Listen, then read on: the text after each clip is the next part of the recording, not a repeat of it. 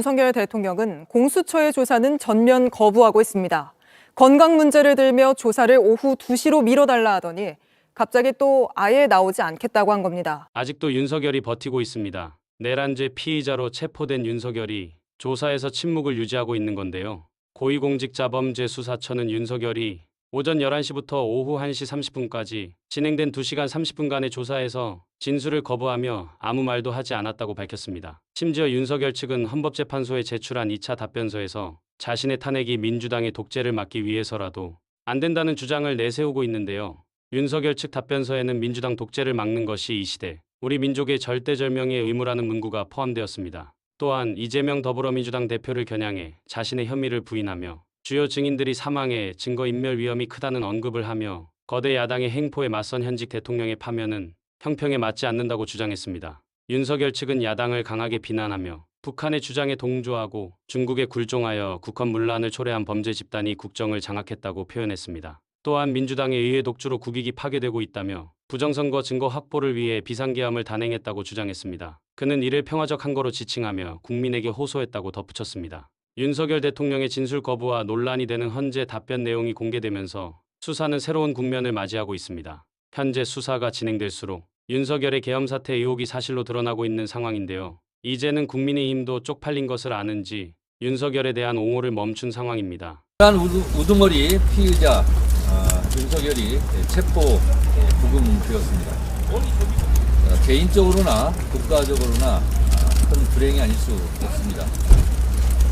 그러나 국가적으로 더 큰 불행을 막고 혹시 일어날지도 모르는 제2의 내란 사태에 대해서 불안과 공포로 밤을 지새웠을 국민들을 생각하면 다행스러운 일이고 헌법 질서를 바로 세우는 차원에서 만시지탄에 감이 없지 않으나 천만 다행한 일이었습니다. 죄를 지었으면 죄값을 받아야 합니다. 윤석열 내란 행위, 북헌 문란에 대한 헌법재판소는 이곳 헌법재판소에서 하게 될 것입니다. 지연된 정의는 정의가 아닙니다. 피로써 지켜온 헌법을 총칼로 파괴할 수 없다는 역사적 교훈을 이번 헌재 심판정에서 남겨야 할 것입니다. 윤석열의 파면이 곧 대국입니다. 신속한 재판을 통해 사법정의를 보여줄 수 있도록 최선을 다하겠습니다. 오늘이 실질적으로는 첫 번째 변론기일입니다. 우리 헌법 전문에서 자유민주적 기본 질서를 확고해야 된다라는 표현을 하고 있습니다. 그래서 우리 헌법재판소는 자유민주적 기본 질서가 무엇인지 설명하면서 자유민주적 기본 질서를 위협하는 것에 대한 판단을 여러 차례 했습니다. 자유민주적 기본 질서라 함은 권력 분립, 의회제도, 복수정당제도, 선거제도, 사법권의 독립 등 우리의 내부 체제를 파괴, 변혁시키는 것이라고 판단한 바 있습니다. 이번에 유언 위법한 비상계엄과 북헌 문란의 내란 행위가 이에 딱 맞아떨어진다고 생각합니다. 저희 국회 탄핵소추단은 피청구인 측의 주장과 증명에 상관없이 정해진 주장과 증명 절차를 또박또박 밟아 나갈 것입니다. 대한민국은 법치국가이고 모든 법의 으뜸은 헌법입니다. 대한민국 헌법 130개 조항을 압축 요약해 놓은 헌법 전문에서 불이한간 4.19 민주 이념을 계승한다고 되어 있습니다. 이는 사실상 5.16 군사 쿠데타를 불이한 것으로 규정해 헌법 정신에서 탄핵하고 있습니다. 대한민국의 주인은 국민입니다. 헌법은 제1조에서 대한민국은 민주공화국이고 대한민국의 주권은 국민에게 있고 모든 권력은 국민으로부터 나온다고 주권제민의 정신을 선언하고 있습니다. 국민의 것은 국민의 것입니다. 국민으로부터 위임받은 권력이 위헌, 위법적으로 국민 위에서 군림할 수는 없습니다. 헌법수호의 파수꾼 헌법재판관님, 2024년 12월 3일 아침은 평범했습니다. 대한민국 수도 서울의 기온은 영하 2도였습니다. 국민들은 늘 그렇듯이 출근을 서두르고 있었고 그날 아침 뉴스 헤드라인은 명태균 핸드폰 행방 논란이었습니다. 세계 방산 매출 100대 기업에 우리 기업 4곳이 포함됐고 대한민국 한강 작가의 노벨 문학상 수상 관련 좋은 소식도 있었습니다. 미국 바이든 정부의 우크라이나 군사 지원 뉴스는 있었지만 휴전선 전방은 조용했고 어떤 국민들도 군사적 위협을 느끼지 않은 평온한 하루였습니다. 그렇지만 재판관님들도 보셨듯이 그날의 밤은 평온하지 않았습니다. 비상계엄 선포 소식을 접한 수많은 국민들은 설마 가짜 뉴스일 거라고 생각했습니다. 그러나 너무나 비현실적이었던 계엄 선포는 엄연한 현실이었습니다. 피청구인 윤석열은 2024년 12월 3일 비상계엄 선포 긴급 담화문에서 국회는 범죄자 집단이 소굴이 되었고 자유민주주의 체제 전복을 기도하고 있고 국회가 자유민주주의 체제를 붕괴시키는 괴물이 된 것 같다. 대한민국이 당장 무너져도 이상하지 않을 정도로 풍전등화의 운명에 처해 있다. 우리 국민의 자유와 행복을 약탈하고 있는 파렴치한 종북 반국가 세력들을 일거에 척결하고 자유헌정 질서를 지키기 위해 비상계엄을 선포한다고 했습니다. 이 궤변을 누가 믿겠습니까? 대한민국 국민들 누가 봐도 당장 무너져도 이상하지 않을 정도의 대한민국은 결코 아니었습니다. 피청구인 윤석열의 12월 3일 비상계엄 선포 이후 대한민국은 혼란에 빠졌고 대한민국 전체가 몸살을 앓고 있습니다. 12월 3일 내란의 밤부터 민주주의의 나라 대한민국의 국격은 실추되었고 경제의 적, 불확실성이 해소되지 않으면서 국민들은 한 달 넘게 불안과 공포에 휩싸여 내란성 불면증에 시달리고 있습니다. 국민들의 저항과 국회의 신속한 대응으로 비상계엄이라는 독재 시도가 수포로 돌아간 후에도 피청구인은 망상에 근거한 자신의 경거망동을 반성하기는커녕 수사에 응하지도 않았고 법원이 발부한 체포영장의 집행도 막무가내로 거부했습니다. 이것은 대한민국의 사법체계를 뿌리채 부정하는 것입니다. 소추위원 이전에 국민의 한 사람으로서 이런 사람이 대한민국 국정의 최고 책임자 자리에 있었다는 것이 참으로 참담합니다. 이 탄핵심판은 이런 사람을 군 통수권을 행사하는 자리로 다시 복귀시킬 것인지 말 것인지를 결정하는 재판입니다. 그 결론이 어떠해야 하는지는 너무도 자명합니다만 피청구인의 폭거로 빚어진 국가적 혼란 상태가 하루빨리 종식되어야 하므로 신속한 심리를 간곡히 요청드립니다. 대한민국 국가 경쟁력은 바로 국민입니다. 국민들은 위대합니다. 비상계엄을 소식을 듣자마자 달려나온 국민들께서 국회 본청까지 쳐들어온 계엄군을 막아서고 장갑차 앞에서 온몸으로 저항했습니다. 국민들이 국회의원들이 본청 출입을 도왔습니다. 이처럼 국민들께서 골든타임을 확보해 주신 덕분에 국회의원들이 계엄해제 요구안을 통과시킬 수 있었습니다. 오늘날 대한민국이 전 세계의 부러움을 받을 정도로 정치, 경제, 그리고 문화적으로 우뚝 서게 된 것은 한국 현대사를 치열하게 살아내신 우리 선조들과 현재를 살아가는 우리들의 합작품입니다. 이토록 자랑스러운 대한민국을 하루아침에 전 세계 웃음거리로 만든 것이 피청구인의 비상계엄 선포였습니다. 그러나 민주주의를 지켜내려는 국민들의 열망으로 피청구인의 독재 기도를 막아낼 수 있었고 세계는 다시 대한민국 민주주의의 놀라운 회복력에 주목하고 있습니다. 이 모든 것이 국민들 덕분입니다. 국민 여러분들께 진심으로 감사드립니다. 존경하는 헌법재판관님, 피청구인은 헌법 제69조에 따라 나는 헌법을 준수하고 국가를 보위하겠다는 선서를 하고 대통령에 취임했습니다. 그러나 피청구인은 헌법을 수호하기는커녕 헌법을 유린했습니다. 대한민국의 헌법과 민주적 시스템을 송두리째 무너뜨리려 했던 피청구인 윤석열을 왜 파면해야 하는지 그 이유를 말씀드리겠습니다. 첫째, 피청구인 윤석열은 계엄의 조건을 위반했습니다. 헌법 제77조 제1항에 대통령은 전시사변 또는 이에 준하는 국가 비상사태에 있어서 병력으로서 군사상의 필요에 응하거나 공공의 안정질서를 유지할 필요가 있을 때에는 법률이 정하는 바에 의하여 계엄을 선포할 수 있다고 되어 있습니다. 대한민국은 전시 상황도 국가 비상사태도 아니었고 병력으로서 공공의 안정질서를 유지할 만큼 혼란도 없었습니다. 같은 내용을 규정하고 있는 계엄법 제2조 2항도 동시에 위반했습니다. 둘째, 피청구인 윤석열은 계엄 선포의 절차를 위반했습니다. 계엄법 제2조 제5항은 대통령이 계엄을 선포한 때는 국무회의의 심의를 거쳐야 한다.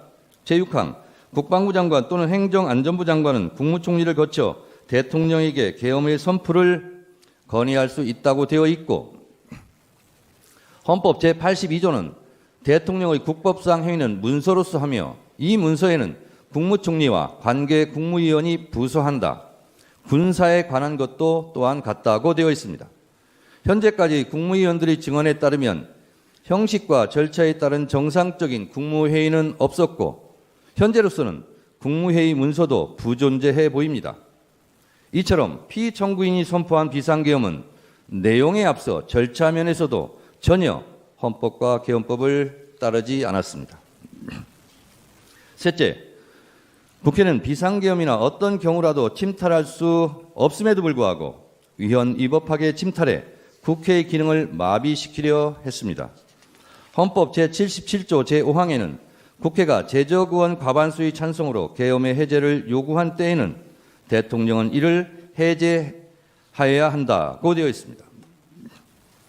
비상계엄을 해제할 수 있는 곳은 유일하게 국회입니다. 이런 국회의 권한과 권능을 방해하려고 국회를 무장병력으로 봉쇄하려 했습니다. 이는 명백한 국헌문란 행위 내란입니다. 넷째, 피청구인 윤석열의 계엄포고령 1호 제1항 국회와 지방의회, 정당의 활동과 정치적 결사, 집회, 시위 등 일체의 정치활동을 금지한다는 것은 헌법 제77조 3항을 정면으로 위반했습니다. 이 조항 어디에도 국회에 관한 특별한 조치를 할 수 없습니다. 이 포고령 1호는 정치활동의 자유, 정당 활동의 자유를 보장한 헌법 제8조, 언론 출판의 자유를 보장한 헌법 제21조 등을 명백하게 위반했습니다. 다섯째, 계엄군이 중앙선관위를 위헌위법하게 침탈한 것도 사법부의 주요 인사를 체포 구금하려고 했던 것도 모두 헌법과 법률을 위반했습니다.